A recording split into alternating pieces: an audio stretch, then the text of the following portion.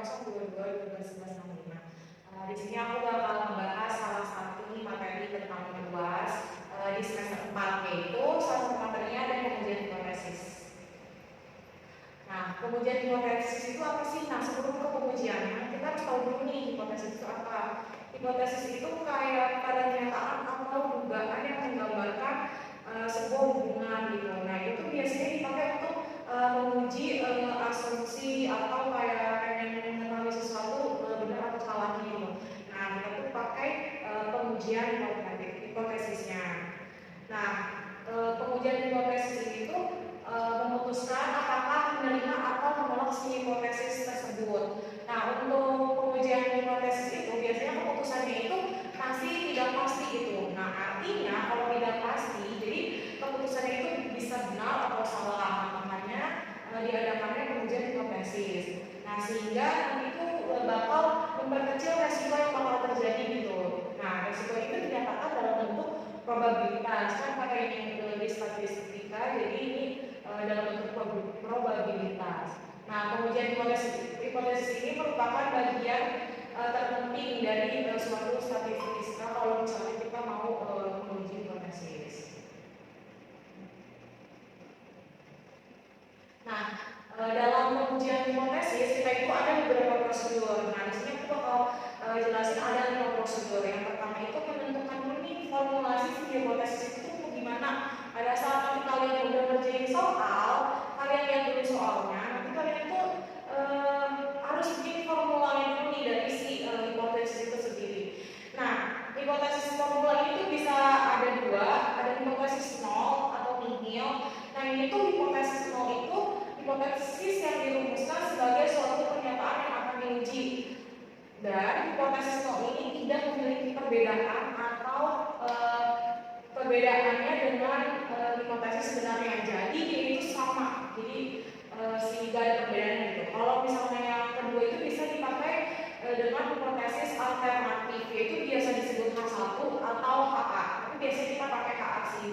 Nah, hipotesis alternatif ini adalah hipotesis yang dirumuskan sebagai lawan atau tandingan dari hipotesis si nol tadi. Dalam penyusunnya, hipotesis alternatif itu bisa ada 3 timbul keadaan.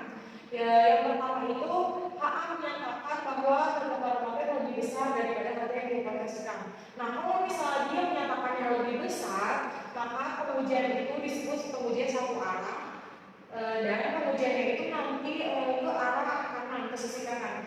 Nah, kalau misalnya yang kedua itu ada menyatakan bahwa harga parameter itu lebih kecil. Kalau misalnya itu lebih kecil dan itu tetap satu arah, tapi dia ke arah kiri. Nah, yang ketiga itu menyatakan sama gitu, sama dengan atau seimbang gitu. Nah, kalau misalnya seimbang gitu, nanti kita pakainya dua arah, jadi dia bisa ke sisi kanan atau ke sisi kiri gitu. Jadi dua-duanya kita pakai antara sisi kanan dan sisi kiri. Nah, yang kedua itu prosedurnya itu adalah menentukan arah nyata. Nah, apabila yang hipotesis nol itu diterima, nah maka hipotesis A ini itu pasti ditolak. Jadi nggak mungkin diterima dua-duanya atau ditolak dua-duanya. Jadi pasti kalau HA diterima, HA ditolak, kalau HA ditolak, HA diterima. Nah, sebaliknya kayak gitu. Nah, taraf nyata itu apa sih? Taraf nyata itu besarnya batas toleransi dalam menerima kesalahan hasil hipotesis terhadap nilai parameter populasinya. Nah, di sini semakin tinggi taraf yang digunakan, semakin tinggi juga penolakan hipotesis nol atau hipotesis yang akan diuji. Jadi nanti kalau semakin tinggi nih nanti taraf nyatanya itu kemungkinan ditolak itu semakin tinggi gitu si hipotesis tersebut. Next.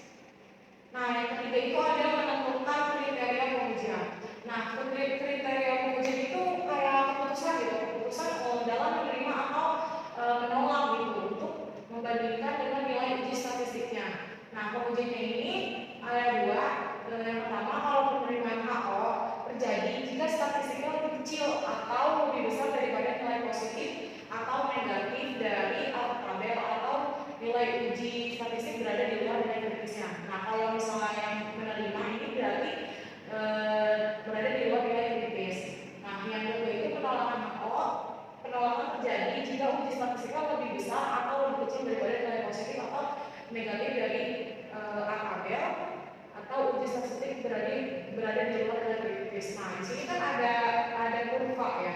Nah, garis dan di arsir itu namanya daerah kritis. Nah, daerah yang polos ini itu daerah yang diterima. Nah, ini kurvanya itu daerah yang bawah. Misalnya kalau misalnya kita bikin ada dua, berarti ini daerah yang bawah, nah ini yang diterima, ini yang kritis gitu. Jadi kalau yang di arsir itu daerah yang kritis. Next. Nah, yang keempat itu ada menentukan nilai uji statistiknya. Nah, menentukan nilai uji statistik itu kayak kita tuh kayak bikin rumus sendiri, terus tapi kita juga tahu kan rumus sebelumnya. Jadi kayak kita tuh harus nentuin nih pada soal ini, nanti tuh dia pakai apa sih pengujiannya tuh, rumusnya tuh pakai apa. Jadi kita tuh bisa lihat dari misalnya parameter yang diuji itu parameter populasi. Jadi maka yang pertama-tama dihitung adalah statistik sampelnya gitu. Jadi kita tuh harus bisa melihat dari seseorang itu apa sih yang diuji. Jadi kita juga bisa menentukan nilai uji statistiknya. Nah, yang kelima itu membuat kesimpulan yang terakhir. Nah, pada saat kita udah membuat keempat prosedur tersebut, pasti ada kesimpulannya kan. Nah, kesimpulannya itu apa sih penentuan nih dalam penerimaan atau penolakan. Jadi nanti kita bisa tahu nih, kita bisa menyimpulkan ini daerah ini ditolak atau enggak sih, daerah ini diterima atau enggak sih gitu. Jadi dilakukan membandingkan nilai uji statistiknya dengan nilai tabel atau nilai kritis yang kita buat. Nah, penerimaan HO terjadi jika statistiknya berada di luar nilai kritisnya yang tadi yang diarsir. Jadi nanti si daerah penerimaan kan ada daerah penerimaan, terus ada daerah kritis. Nah, si daerah kritisnya itu ada di dalam daerah penerimaan. Nah, kalau misalnya nanti HO ditolak nih, berarti terjadi jika uji statistik berada di dalam nilai kritisnya. Oh yang maaf tadi yang ini di luar, yang ini di dalam, berarti nanti yang nilai kritisnya ada di dalam si daerah penerimaan. Nah, ini ada satu soal. Soalnya suatu pabrik versus Goldmilk melakukan pengecekan terhadap produk mereka. Apakah rata-rata bersih satu kaleng susu bubuk yang diproduksikan dan dipasarkan masih tetap 400 gram atau sudah lebih kecil lagi itu. Dari sebelumnya diketahui bahwa sifat mengganggu besi per kalengnya yaitu 125 gram. Dari sampel 50 kaleng yang diteliti diperoleh rata-ratanya bersihnya ini 375 gram. Nah, dapatkah diterima bahwa berat besi rata-rata yang dipasarkan itu 400 gram? Jadi ini kan masih hipotesis nih. Ini tuh kayak masih nggak sih dia 400 gram atau masih udah berubah nggak sih? Jadi kan ini masih permugaan gitu. Nah, terus ujilah dengan taraf nyata 5%. Nah, ini pada ternyata yang tadi itu semakin besar taraf nyatanya maka penolakannya semakin tinggi. Di sini taraf nyatanya ada 5%. Nah, untuk penyelesaiannya diketahui ini tadi kan RS sedangkan 50 kan. Nah, terus X itu kan berarti rata-rata tadi rata-rata yang diketahui itu ada 375 gram kan. Terus simpanan bakunya juga udah diketahui nih 125. Nah, itu rata-rata dari keseluruhan yang tadi itu bersihnya itu berapa sih 400 kan. Nah, pertama yang kita lakukan tadi ini pakai cara semua prosedur yang diuji yang tadi ada 5. Yang pertama itu kita formulasinya dulu nih hipotesisnya. Nah, kan itu 400, jadi kita buat tadi kan HO itu pasti sama dengan 400 kan. Nah, HO-nya itu mu-nya lebih kecil dari 400. Nah, ini udah kita dalam formulasi ini kita bisa lanjut ke yang kedua taraf nyata dan nilai tabelnya. Tadi kan taraf nyatanya ada 5% kan. Itu tuh berarti alfa sama dengan 5%. Nah, 5% itu didesimalin karena kita mau menghitung dari nilai tabelnya. Jadi 5% sama dengan didesimalin dari 0,05 kan. Nah, terus berarti kita pakai tabel Z 0,05. Kalian bisa lihat ini tuh ada di tabel si Z 0,05 itu sama dengan ini 1,64. Nah, pengujian ke sisi kiri. Kenapa ke sisi kiri? Karena si H-nya itu lebih kecil dari si hipotesis pengujinya gitu. Nah, terus kita bisa lanjut ke 3 untuk kriteria pengujiannya, yaitu HO diterima jika Z0 lebih besar dari min 1,64, kemudian HO ditolak jika Z0-nya lebih kecil dari min 1,64. Nah, ini kan sudah diketahui kan min 1,64. Nah, ini tuh berarti ke pengujiannya kan tadi ke arah sisi kiri. Berarti kita buat kurva dulu ke arah sisi kiri, berarti min 1,64 itu ada di daerah sini. Nah, kita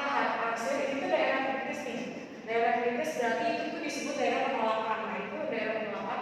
Nah kemudian yang tadi akhir ini, yang polos ini itu daerah penerimaannya. Jadi daerah penerimaan di sini, daerah proses di sini. Jadi daerah penolakan itu ada di dalam daerah penerimaannya. Nah kemudian uji statistiknya yaitu Z0. Kita kan tadi kan udah nyari Z0,05 kan. Nah kita mau tahu nih Z0-nya karena nanti dia lebih besar atau lebih kecil sih dari min 1,64 gitu kan. Nah kita cari nih Z0 sama dengan ini ada di rumus X bar min mu dibagi simpangan baku per akar M. Nah kita kan tadi itu semuanya udah ada di yang diketahui kan misalnya tersebut. Nah berarti kita tinggal masukin ini 375 dikurang 400 dibagi 125 per akar 50. Nah hasilnya sama dengan min 1,41. Nah kita udah tahu nih Z0-nya min 1,41, Z0,05 nya min 1,64. Nah berarti yang kelima itu ada kesimpulannya kan. Nah karena tadi kan Z0-nya min 1,41, berarti dia itu lebih besar dari Z0,05 nya kan. Karena Z0,05 nya min 1,64, berarti Z0 itu lebih besar nih dari Z0,05. Jadi maka itu diterima gitu. Jadi kenapa diterima tadi kan udah dijelasin kan di yang bagian pertama. Nah itu kenapa diterima tuh karena gitu, karena lebih besar dari si tabelnya gitu. Nah jadi bereaksi dari data atau susu buku merah itu beliau perkalian yang dipasangkan sama dengan 400 gram. Jadi tadi kan masih bingung kan apakah itu sama atau enggak sih si harga pasaran si good milk ini gitu kan. Tadi kan masih bingung masih sama apa enggak 400 gram ternyata apa sudah dicari dan dia itu diterima kan, berarti harga yang dipasangkan masih sama 400 gram. Ya sekian dulu materi dari aku, kurang lebihnya mohon maaf. Kalau misalnya ada yang mau ditanyain boleh bisa komen atau kasih tahu aja gitu. Jadi sekian dari saya.